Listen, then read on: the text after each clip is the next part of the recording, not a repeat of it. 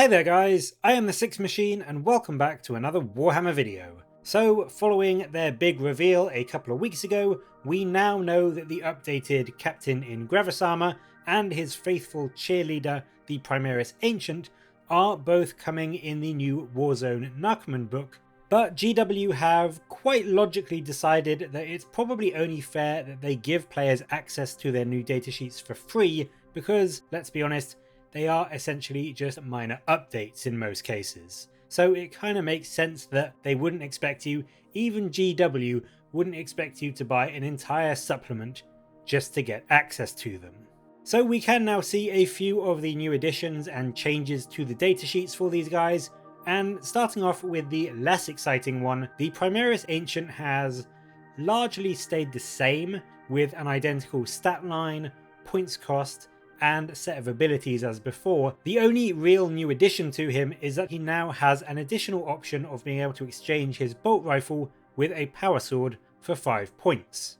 This puts him up to 85 points, but does give him a little bit of melee punch if you are planning on Blood Angels or Space Wolves, for example. It is a nice logical change and option for him, and although I don't think it changes too much about him, some people do still love the idea of his banner ability letting you shoot before you remove a model or fight before you remove a model. Others still think, why not just bring more models to begin with? I can see both sides of the argument, but it is a nice option to have for him, and personally I really quite like the look of the Ancients. I think they fit in well with the whole aesthetic of a Primaris army, so I'm never averse to taking them personally, and at 85 points with the sword, he can put out a reasonably decent 5 strength 5 attacks on the charge, so he is at least likely to kill a few things whilst he buffs up the rest of your troops. The biggest change comes in with the Gravis Captain, who has had a few additions. First of which is a bump to his points cost from 115 up to 120, but for that boost he gains not only a small buff on his Boltstorm Gauntlet, the pistol 3 gun now moving from a 12-inch range to a much better 18 inches, and then more importantly, he now, in comparison to the original Dark Imperium version, has a much wider range of war gear options available to him. Previously, he could only access the Boltstorm Gauntlet and the Mastercrafted Power Sword that he had. The Captain now comes with an Astartes Chainsword base and can swap that out for free for a Power Sword or a Power Fist.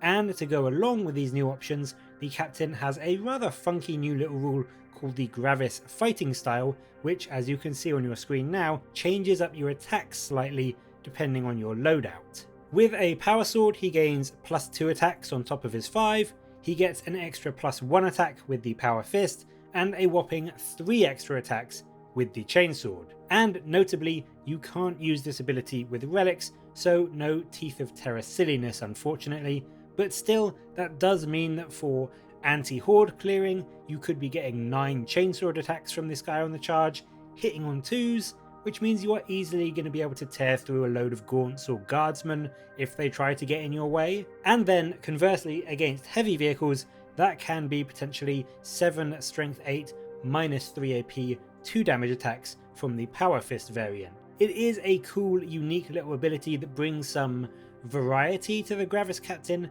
and I do wonder personally if this may well be a tease at some of the other changes we might see in the rumoured Marine 2.0 Codex, which is supposedly at least coming out sometime this year. Will this kind of thing be an addition to help make all Gravis units viable, or is this just going to be a Captain only thing? Time will of course tell, but for now both of these models are, if nothing else, really gorgeous, and for the Captain especially, I think even at 120 points he gets you a solidly survivable, very punchy HQ who can pretty feasibly go up against hordes, elite infantry, or even tanks and still put quite a bit of hurt on them.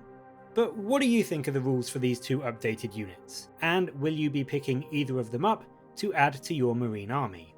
Let me know in the comments below, and as always, thank you very much for watching. Please do like and subscribe for more Warhammer content from me.